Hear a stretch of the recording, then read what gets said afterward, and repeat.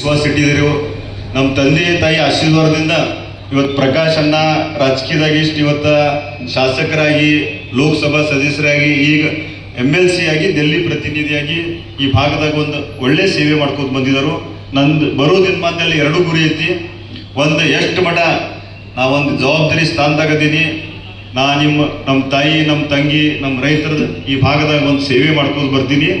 ಮೊನ್ನೆ ಸನ್ಮಾನ್ಯ ಮುಖ್ಯಮಂತ್ರಿ ಅವರು ಬೆಳಗಾವಿ ಬಂದಾಗ ನಾವು ಸತೀಶ್ ಅಣ್ಣ ಜಾರಕಿಹೊಳಿ ಆಗಲಿ, ಪ್ರಿಯಾಂಕಾ ಜಾರಕಿಹೊಳಿ ಎಲ್ಲರೂ ಕೂಡಿ ಒಂದೇ ಏನು ಬೇಡಿಕೆ ಐತಿ, ನಾ ಇಲ್ಲಿ ಇರು ಮಠ ಚಿಕ್ಕೋಡಿ ಘೋಷಣೆ ಮಾಡಿ, ಅದರ ತಮ್ಮ ಕಡೆದ ಚಿಕ್ಕೋಡಿ ಘೋಷಣೆ ಮಾಡಿ 1-2 ತಿಂಗಳಲ್ಲಿ ಘೋಷಣೆ ಆಗಿ ಒಂದು ಮುಂದಿನ ದಿನಮಾನದಾಗ ಒಂದು ನಮ್ಮ ಇವತ್ತು ನಾವು ನೋಡಾಗಿದ್ದೀವಿ ಯಾವ ರೀತಿ ಡೆಲ್ಲಿದಾಗ ಪ್ರತಿಭಟನೆ ಎಲ್ಲ ಕಡೆ ವಿದ್ಯಾರ್ಥಿಗೆ ಎಲ್ಲಿ ತೊಂದರೆ ಆಗ್ತೈತಿ.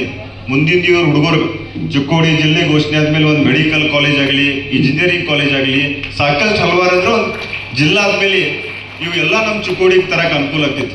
ಯಾಕಲಿ ನಮ್ಮ ಹುಡುಗರು ಇವತ್ತು ಮಂಗಳೂರ, ಉಡುಪಿ, ಬೆಂಗಳೂರು ಹೋಗುವಂಥ ಪರಿಸ್ಥಿತಿ ನಿರ್ಮಾಣ ಆಗಬಾರ್ದು.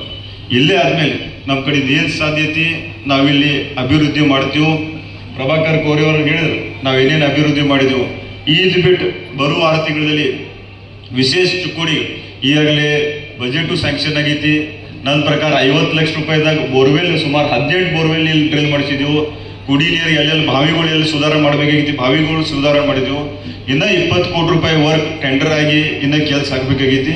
ಸುಂದರ ಚಿಕ್ಕೋಡಿ ಯಾಕಡೆ ಇಲ್ಲಿ MP ಅವರ ನಾವು ಕೂಡಿ ಮುಂದಿನ ದಿನಮಾನದಾಗ ಈಗ ಹೇಳಿದ್ರು ಕೋರ್ಟ್ ನಿರ್ಮಾಣ ಆಗಲಿ, ನಮ್ಮ ಸರ್ಕ್ಯೂಟ್ ಹೌಸ್ ಆಗಲಿ, ಟ್ರೀ ಪಾರ್ಕಿಂಗ್ ಮತ್ತು 2 ಕೋಟಿ ರೂಪಾಯಿ ಸ್ಯಾಂಕ್ಷನ್ ಮಾಡಿದೆವು.